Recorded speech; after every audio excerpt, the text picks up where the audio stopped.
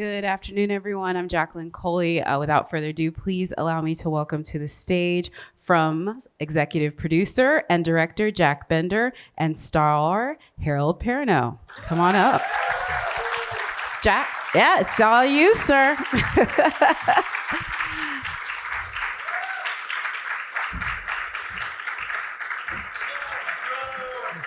Wherever you guys want, yeah. Hi, everybody. Hello, gentlemen. Take a seat. Hello.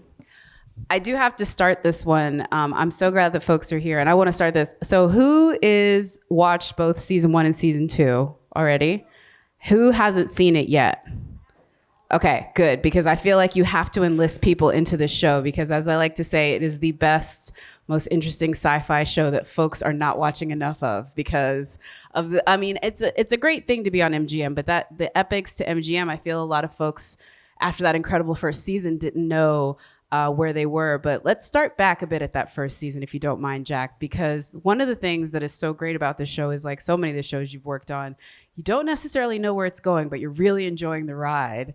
But as the, somebody intricately involved in the creation of it, what was sort of your focus for why you wanted to tell this story that obviously you wanted to weird us out, but I'm sure there was some other stuff going on? Well, there is that ride aspect. There is that amusement park, this is not a dark ride, scary ride. I often refer to the show as this house of scary mirrors, where this man leads himself and the people in the town to try to get out and thinks he's going, and then bam, sees himself and can't get out. But the thing from the beginning, when I first read the script, when Jeff Pinkner and Michael Wright sent it to me, was I thought the key to this show is caring about the people. And I think that's true of all good television and storytelling and movies. Especially long form, we've got to care about the people. We have to see ourselves in that show. What would we do if we hit that tree in the road? And once we got Harold, whom I have had the good fortune to work with many times and be a good friend. Once we got Harold to be the maypole of the show. And then we got very lucky with this ensemble and the cast around him. I knew that we could do something special. So the focus was, how do we tell this story about these people? What if we were there? All of us. I will say anytime you're talking about sci-fi, it's either, a lot of times, wish fulfillment of an aspirational future or nightmare fuel. Obviously, I think we know where From is at. But as an actor, I do have to think that has to be such a draw because there's limitless places that you can go to as an actor with this. Is that why? Because you seem to be drawn to this as an actor, Harold, this sort of like sci-fi, going to these extreme places within your craft. Is that something that was about this, or was it really the character, like just seeing him? Well, I actually really like great writing, and so I've been really, really lucky to work with people who are really, really great writers. And so when I read this one, when I read From, it was, again, great writing. It's people in extreme circumstances, and how do they rise to those occasions, and how do they do the things that they want to do? And when I found out that Jack Bender was going to be directing it, I was also like, well, that guy knows how to tell a story. So he's my friend, and that's going to be fun. And so really, I'm looking for great stories, and I happen to keep finding these great stories where people are trapped in a prison or lost on an island, or they're in the Matrix. They're always somewhere they can't get out of. And but what you do as a human being, trying to get out of there or persevering, that's the kind of stuff that I love, that inspires me, that moves me as an actor. That's like, oh, what do you do as a human being? And From gives me all of those. There are things happening in From that, I don't even know. I don't even know. I could never have imagined that I'd have to figure out. Well, from your brilliant performance, it seems like you've had worms under your arms before. Once or twice, right? Some drunken night in Mexico. I was anyway. That's another story. And honestly, that is just such a great there's so many devices that you see within the show where you're just like, a writer wrote that down and was like, yeah, that's good. And I will say, we're going to take a peek at a clip. We're going to be mostly talking about season 2, but if you have these people trapped in a town in the middle of literally nowhere, when you bring in a busload of people, it really changes things. So why don't we go ahead and just take a look at the final moments of season 1 where you're starting to deal with this worm problem at the bottom of the well. And really, I think one of the great plot devices of what really kickstarts the second season, these new visitors. So let's take a look at a clip. And then you just left us hanging for for a whole year. Exactly. Can we get the lights back up? And also, Let me thank Neil Young for giving us that song. Yeah. I wrote a letter to him, and Really? he was because he said no, and then I explained it, and we sent him the clip, and he said okay. Oh wow. And, Yeah. 'Cause and it's the perfect song. It hits it without hitting it on the nose. Excuse me. Yeah, also no, that's a great thing. And I was just going to note, he is not a man that gives out license to his music very easily. So it is a testament to the work that he agreed and said yes. The thing I again say as a writing device, we had these players that we were getting used to. And obviously, Harold, your character is the center, as you say, the maypole of everything. So let's put that character down a well and a busload of new folks. And that's the way we're sort of starting season 2. Talk about knowing that you wanted to leave it there, because that is such an interesting place to leave season 1 going into season 2, and you directed those first 2 episodes. What was the thought process on what you guys were trying to set up with that? Well, Jeff Pinkner and John Griffin, who created the show. Jeff Pinkner's our essential showrunner, and the 3 of us are kind of the creative hub that figures out all this stuff along with them. They came up with that as the arc, and then I get it, and I get to play with it, and mold the clay a little bit, and it's a very collaborative process between all of us, and then with our actors and the production team. So the device to bring them into the town was designed from a bus into town was designed from the beginning of the season. And then, how we get there. I often describe it, and this was true on Lost too, that I'm not a good skier. My wife's a good skier. I suck. But from the top of a mountain, if you look at the maypole, the poles, right? Those things. Going down the hill, there's always a design to what those poles, what those big story beats are going to be during the season. But how you get there, and do you go off into the trees? That's the great thing about episodic storytelling. Whether it's 22, it's very much part of the language of 10 episodes and 6 episodes, 8, whatever. But you get to, like a novelist, send your characters into trees that you didn't expect. Speaking of which, all of us who have had to go to airports through the pandemic and after, I wish for a faraway tree. It would be great, except you don't know where you're going to end up, so you probably wouldn't be in this wonderful town called Austin if we went to. But what's it like for you? Yeah, when did they tell you about all of, I guess, the setup for the end of season 1, but also what you were going to be getting into, what we've already seen in season 2? Well, what we've been doing so far is I kind of get to know what I need to know about each season, and that's all, because I want to try to play the moments as they're coming. And so I didn't find out about the bus until a few weeks before we were about to, the tree until a few weeks before. Yeah, we were about to film it. And I think the question was, are you claustrophobic? Like that. I think that we've got a thing. Are you claustrophobic? I am a little, so that's another story. I'm not. It plays well. It really plays well. It plays well, yeah. And so then all right, cut. Get Harold out of there.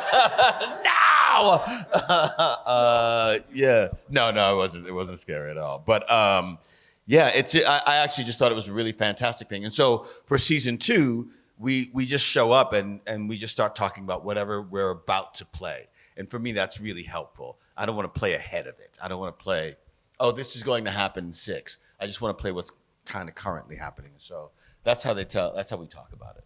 I think it's so interesting, too, to think about your character, too, this season, because so many of the relationships that we saw in season 1 that were, like, solidified are really called into question in season 2, which I thought was such an interesting thing because I don't know everything from Kenny, who's just so your right hand and right there with you.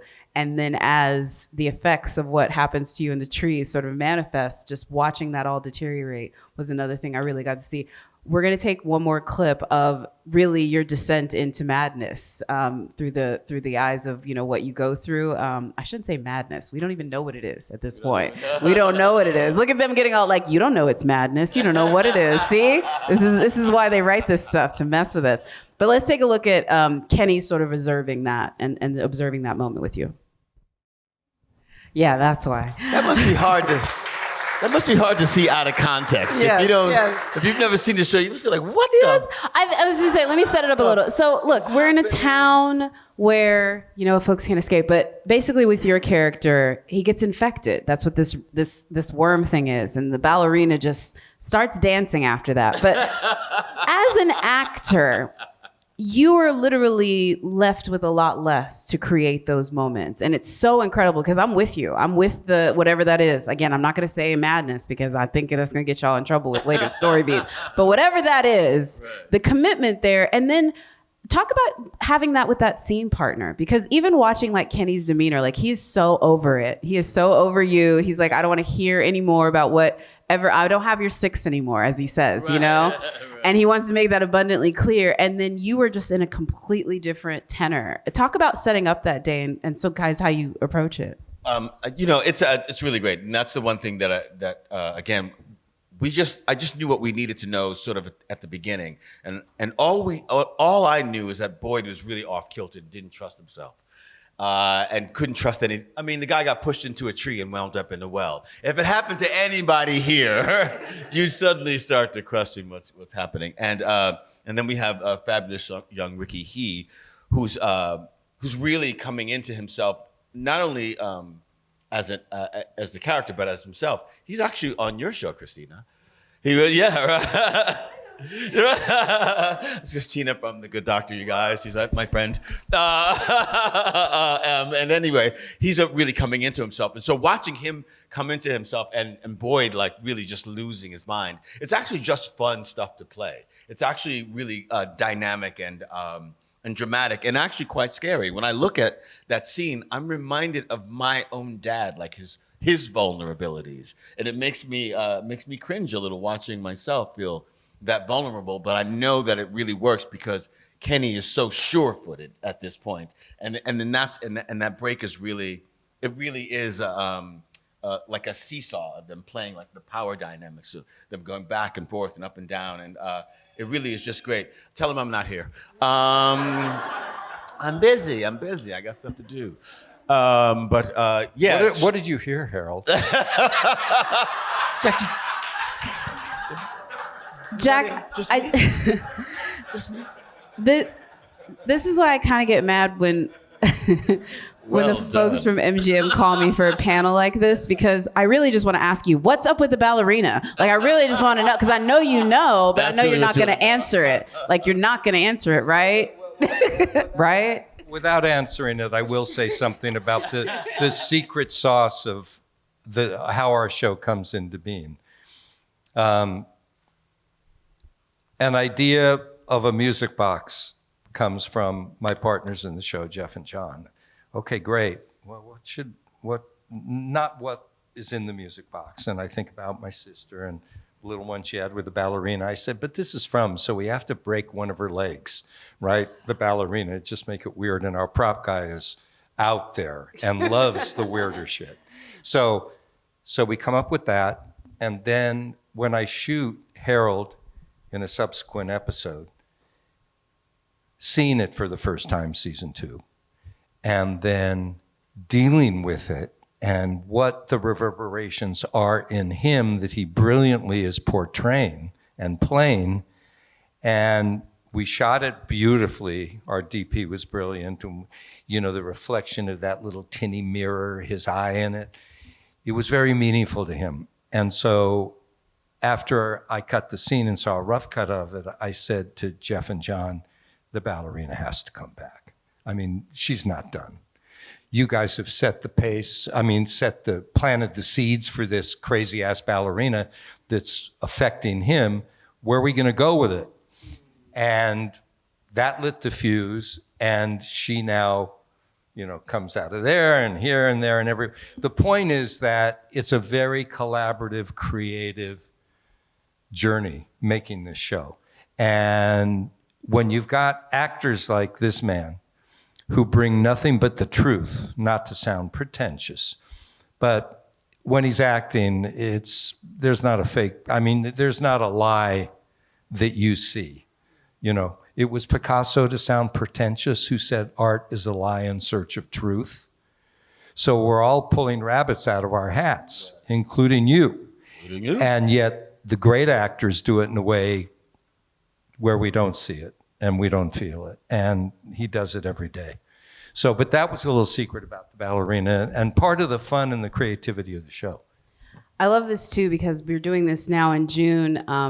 The show's currently still on, and so we're really able to have a conversation in the middle of a sentence. We just had episode 6 this past week, and for folks that have been watching the show, the others, as it were, the antagonistic monsters that are attacking the town every night, the reason why they have to be inside before dark, we finally get a lick back. We do. We finally get a lick back after so many people have died, and it's an incredible moment. Obviously, all of the scenes that we've seen sort of planted the seeds. So the worms that you got infected with really show up in this last episode, and I want to talk about it because I hate that Smiley character. So let's just take a peek. All right. Yeah. Forget what I just said. Yeah. I agree with them. Sarah's on some bullshit. I'm sorry. Listen. So Sarah, there's always somebody when weird stuff happens that seems to know what's going on. And I get that you want to protect the Oracle, but you have to convince the people. Sometimes the Oracle is also the one that gets you killed. So talk about Sarah, because the actress who's playing Sarah is so great because she has to do so much with so little. There is just so much working with her. She murders someone within frame 3 of getting introduced to her in season 1. And by season 2, she's supposed to be the thing that we're keeping safe. So that is a weird place to be in as the protector of the town, to now and try and protect its biggest antagonist. Right. So talk about, again, why does he think that? Because again, we know that he's hearing all that, but why is he believing it, knowing this is a place that tricks everyone? Look, this is where the great writing comes in. This is where they've crafted this really amazing story. Yeah, everything you said, she's killed people, she's done these terrible things, and then suddenly they go out into the woods and crazy shit happens, and you can't explain it, and she has answers for it. And so Boyd has to find a way to try to be as gentle as he can for as long as he can, be gentle and compassionate and understanding until he can't understand anymore. And then he's yelling at people. But that's it's really great writing, because you see all of those, all that's in the writing. You see all those conflicts are right there. Boyd has to figure this out. This lady almost lost her child. This man almost lost his child. Of course, they're rightfully married. I'm mad, but then they've done some things that have messed up where we are. And so all those conflicts, it's really, really great writing. And again, that's what I really love. And great drama, because every step of the way, every step he takes, not every step, but frequently the hole is in front of him and he doesn't anticipate it. Right. And how to get out of that hole.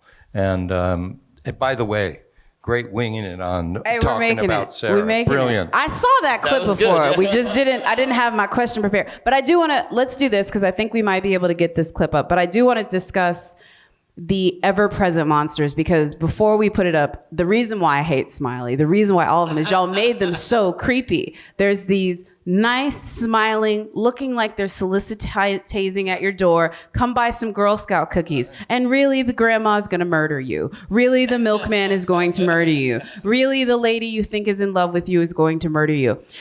I know that was from the page, but as the director, when you're sitting down to direct those actors, I just want to know the stage direction you're giving them, because so much, it's almost like you wouldn't even tell them that they're killing people at the end of it, or do you? Well, no, I think that, first of all, I guess I was scared of the milkman when I was a little kid, and we used to have milkmen, because I paint them all the time, and I have no idea my obsession with the milkman.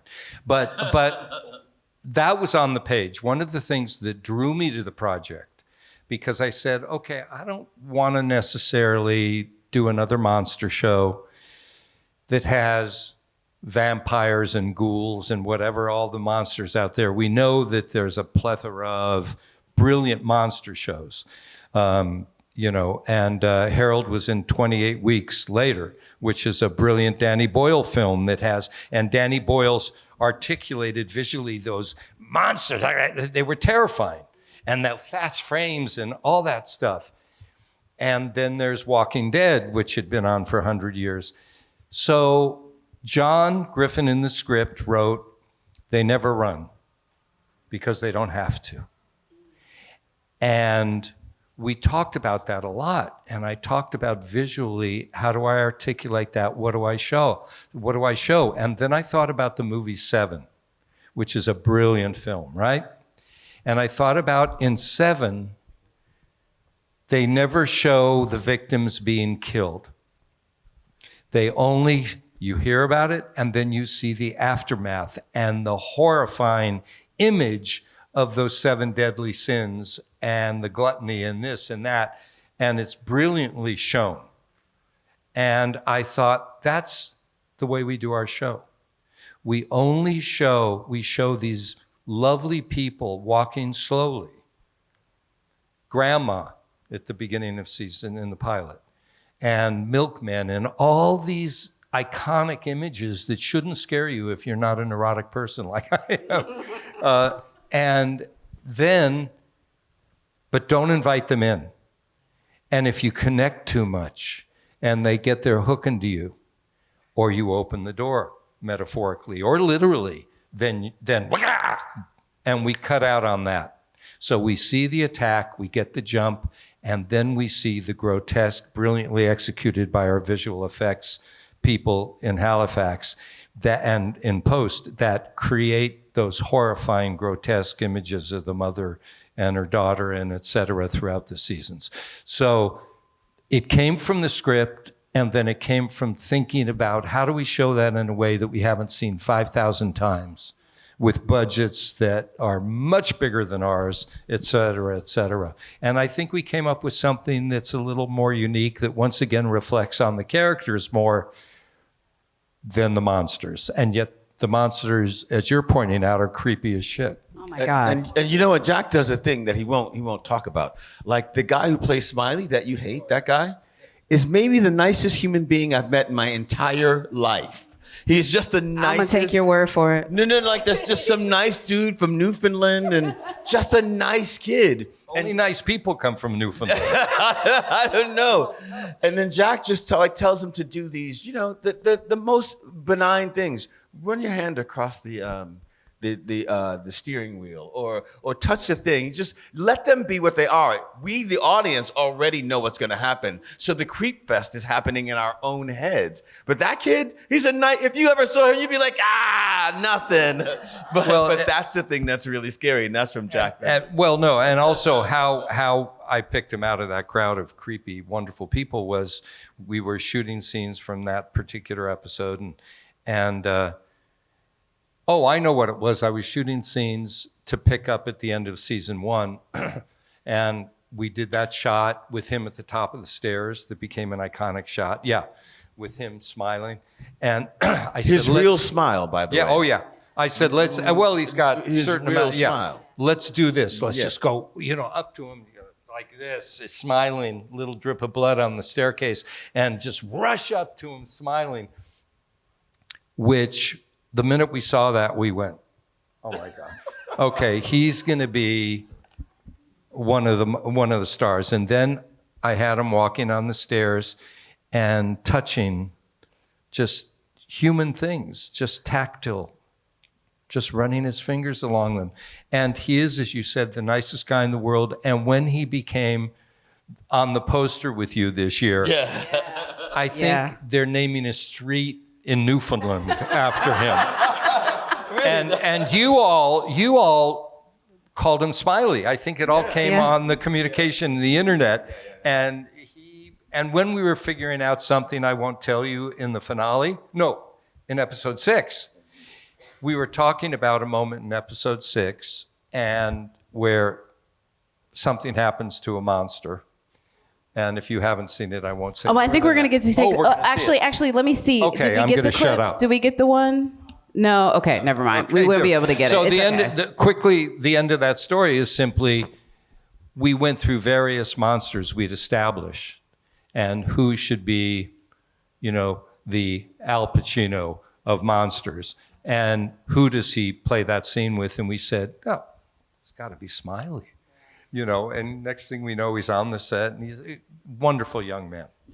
I will say that is the power of the internet. And this is a show that definitely gets the message boards a-riling. Like, as you guys know, it is definitely one where they're like, well, what is this? What is that going to mean? And we all really like the Easter egg sort of pull off. We do have some questions here. I'm sorry we can't get to the rest of the clips, but watch the show. It's on MGM. And also, I do want to tease that episode 7 is tomorrow night. So it's on MGM. You could catch up and you'll be ready for episode 7. I'm telling you, there's enough time. We have one question that says, can you tell me about the pitching process and how you do your world building sessions? Because you do have to build a big world here. I guess that's for you, Jack. Pitching. Who asked the question? I don't know who has it. Oh, these are all on cards. So yeah. Are you a writer? I mean, so you're asking, how do you have an idea? How do you get out there and pitch it? How did you guys get this pitched out? And then when did they bring you on, and how did they pitch it to you? Oh, okay, that's... As they were doing that, then how did you guys collaborate on world building like you guys were talking? Got it. Okay, well, it was a long process, but even before I got involved, and Jeff Pinkner and his group, Midnight Radio, bought this pitch from John Griffin, who had been writing for a lot of years, so stick to it. And they bought it, and they first sold it to YouTube, Red, whatever that was. And they wrote the pilot, sort of the pilot, an early version of the pilot we shot.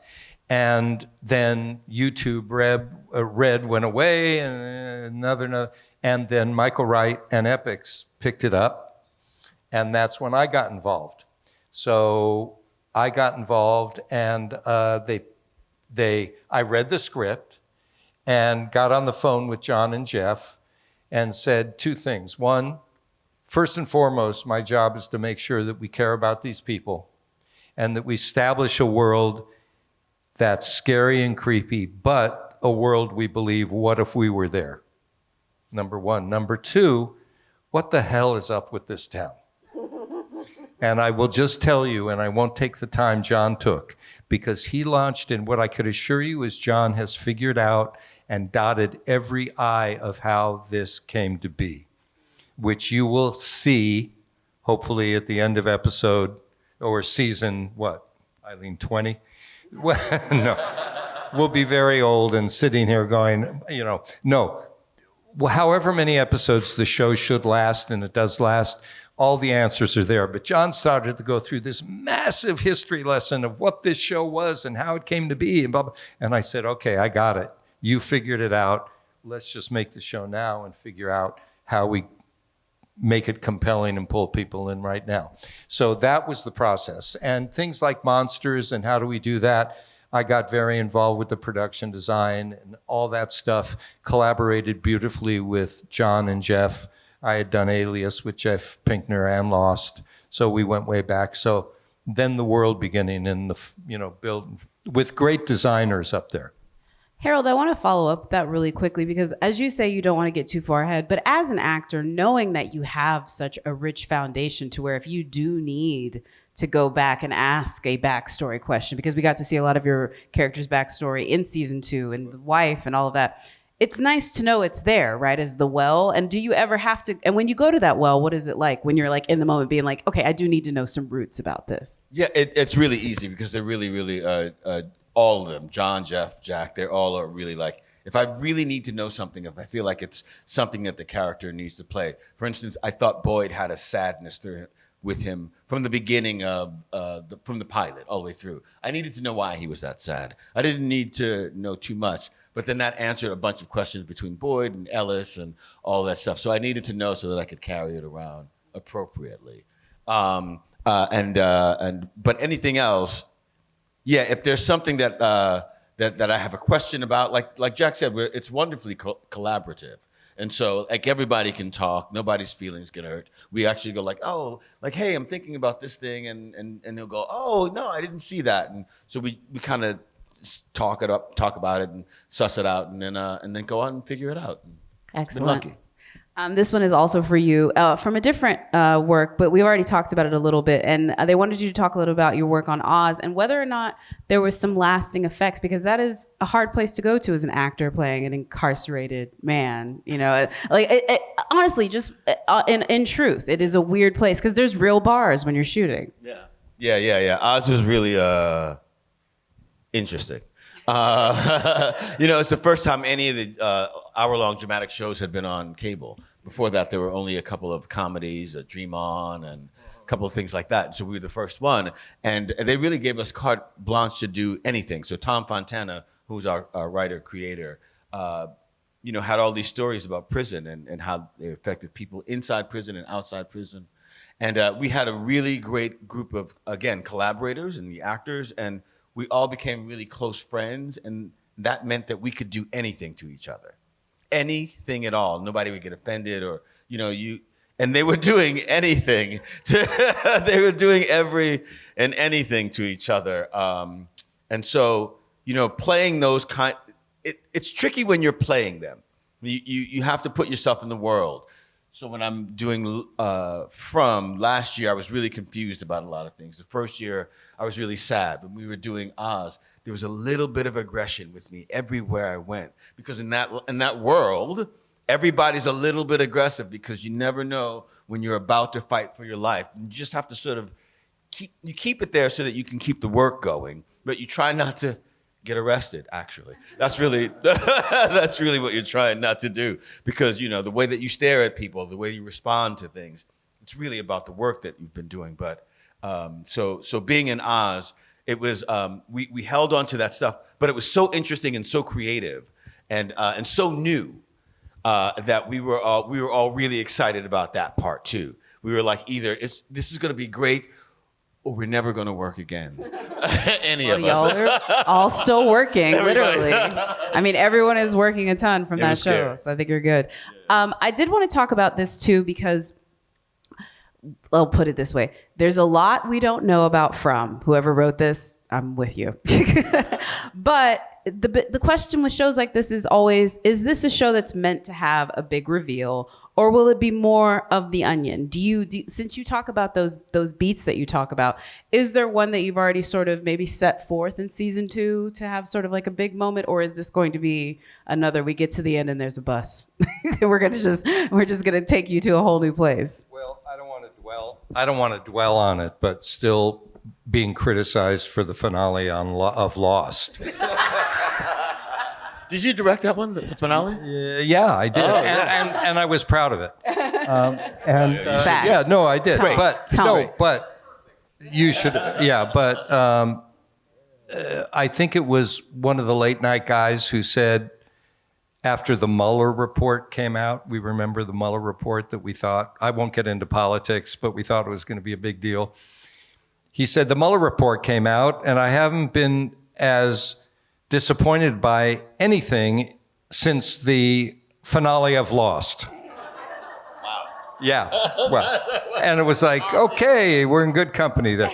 But I will say that I think the expectation with a lot of shows, and I also know that Game of Thrones was seriously criticized for supposedly racing, and I had done a few of those, and it was the prior season, but they were criticized for racing to the finish line. That won't happen with From. And I do believe that one of the expectations for a sci-fi or a horror show or something like this is, the red phone rings and what? The CIA, they know about the island. And then you cut to the planets and blah, blah, blah, blah, blah. Some big graphic novel-y comic book, not to be demeaning, I don't mean it that way. Extraordinary. Oh my God, I knew it was that. Or I didn't know it was that.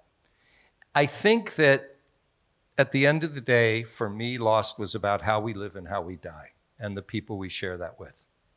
and they weren't always dead. He should have been around longer, but he wasn't dead when he was there.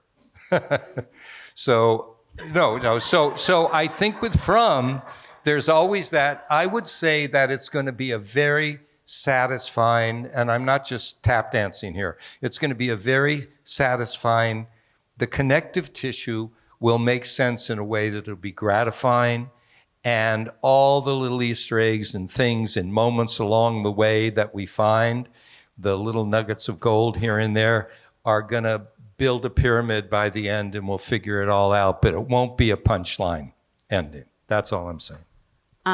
One of the clips that we were going to get to, the last one, is actually going to be a preview of the episode tomorrow night. So I'm just bad for even mentioning that now, because it's like a meal y'all can't get to eat. But I'm going to tell you about it a little bit, and that is because we get to get some more dynamics between you and Ellis post his recovery, because I feel the Boyd and Ellis, there's so many relationships on this show that are interesting outside of the monsters, but that one in particular is just so incredible. And again, we didn't know enough about that character in the first season and just all of the stuff that you were dealing with. But spoiler alert, they can kill the monsters. They killed one, or so they think. I'm already looking at his face being like, or so you think. And y'all are discussing what to do. And that's like an interesting point too, because I think Kenny, like they're very much looking at it like, should we bring this body inside? Should we examine it? And it's a turning point in the episode, because it seems like there's two groups of people. There's people that believe you will never leave, and so you need to make the best of it. And there's the people that still have hope. And it's getting to the point where I'm worried that they're not, like, these people might be just as dangerous as those people. And that sort of scene plays that out. Is that sort of what you guys were experiencing when you guys were sort of setting that up that day as far as the factions? Well, I mean, that's what it feels like it's setting up. Yeah. Like, that's what it feels like it's been setting up from the beginning. Yeah. Do you know what I mean? And your reasons for wanting to stay or to leave become more and more urgent in their bodies. Some of the people like have met the love of their life. Some people, the love of their life is somewhere else. The love of their life shows up on a bus. Or you have to shoot the love of your life. You have to shoot the love of your life. And so I think that's really, for me, that's part of the horror of the whole thing. It's not just those monsters. It's what's building up inside these people that then would make them really maybe adversarial toward each other, and in a way that's profound and finite. And that's the thing that's really scary. I also, if I said it earlier, forgive me, but I'll just say it quickly again. It's like Stephen King and I talk about sometimes the monster inside of us is scarier than the monster outside of us, or what that monster brings out of us. So that's, I think, also. Yeah. And the reason why I also wanted to ask you, the clips are good now? Oh, okay, great. So this one is the one I teased earlier. Yes. Sorry, I'm glad we got to see that. So I've already talked to you about this one real quick, but the only thing I was going to add to that, if we'll pause it real quick, the only thing I was going to add to that is the moment when the monsters are looking at Smiley. Just tell us what the actual direction was for that, because that's a weird moment. We don't know what they're thinking. Did they give us a hint as to what they could be thinking in that moment? Obviously, they seemed shocked, but about as shocked as they could be, it's weird play. I directed that and didn't tell them anything. I mean, basically, they at this point knew who they were and how they behaved. And I think I said, it was choreography. I said, okay, slowly you're going to come around. I might have said something like, and you're going to stare at your Moses or whoever the hell it is. And just stare at him, what a shame. Maybe I did say some of that, mumbling here and there, but they all got it. And it was just a question of letting them move in, look, and okay, now just walk away. You're going to go to sleep. I mean, whatever it was all very obvious, and they knew it. They did it great. All right, now this is the episode preview for tomorrow night, so y'all are ahead on the everyone else. The interesting thing with Boyd in this moment is for so long, he was one of the folks that was like, let's fight the good fight here. We know we're not going to be leaving. Let's make the best of it. This is the scene where he has gone completely to the other side. He is no longer the voice of reason. He is now like, let's go figure this out. Talk about that part of the journey of this character, because to give it another analogy, it's sort of like if Rick decided, I'm going to go cosplay with the zombies now. Like, this is supposed to be the guy that's protecting us from the monsters, and now he's like, I'm going full into whatever conspiracy theory gets us out of here. Again, something that you knew going into season 2, something that you maybe saw developing, or do you think he's going to go full tinfoil hat, never look back? That I literally don't know, and I only know like up to there. But I know that up to there, it is at this point, Boyd's like, we gotta go. Like, there's no more like trying to live with it. There's no more like, let's try to figure this out. And so that's gonna be really interesting with his son, who he just got back.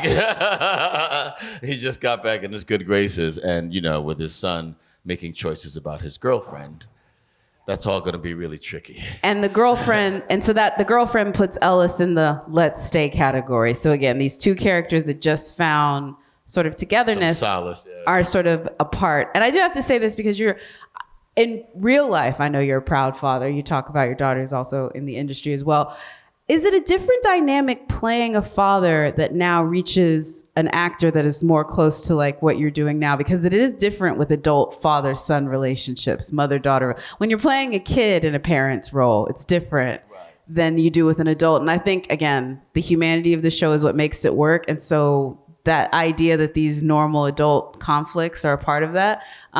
What did you was there anything you wanted to play from your own experience into that one as an adult father that has to deal with a lot of these questions? Some of the stuff with From is really fortuitous. Like that, the fact that we did this show during the pandemic, and this idea of people being trapped in their homes, and there was a monster out there, but we don't actually know what the monster is or what it does, and so that being part of the show, we got to live through that, and you get to feel it. Me being a dad, like if this had been just a few years earlier, I might not understand some of those like adult child dynamics the way I do now, and I don't have a terrible time. My daughter and I get along great, but she's my daughter, so it's not always smooth, and so it's been really helpful for me to draw on some of those things to be able to have that kind of like and he's my only son, so partly not knowing what to do and trying to do a thing with a man, but he's still in my head, the boy. That's stuff I deal with every day right now, and so it's been really helpful for me as an actor to be able to bring that on. I just want to say one thing about that. Having worked with Harold for many years, thankfully, and having the pleasure of doing it now, the first scene we did together, I believe, was season 1, when he comes up to the studio to visit his son and tell him that somebody in the town died and you knew her and maybe you want to go to the funeral. And the amount of human awkwardness. I'm a father. I have 2 daughters. So I understand that too.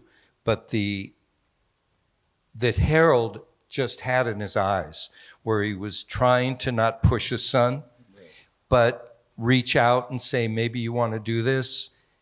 And the conflict and the guilt he felt based on his relationship with his son that we didn't know all about then. I mean, I kind of knew what was coming, but he didn't. But just what was in his eyes that was just there. And I went, oh my God, he's gotten even richer, even better. And he was brilliant the last time I worked with him. And it's true. And it was all right there. And I saw it that first scene we did together, season 1. And there weren't words. There were just the awkwardness and the pauses and what was going on in his eyes. Yeah, it was beautiful. That's been lucky for me. So yeah. Thank you. I think we do have this final clip, which is perfect because we can send y'all off into the sunset with it. Here we go from tomorrow night's episode. Everyone take a peek.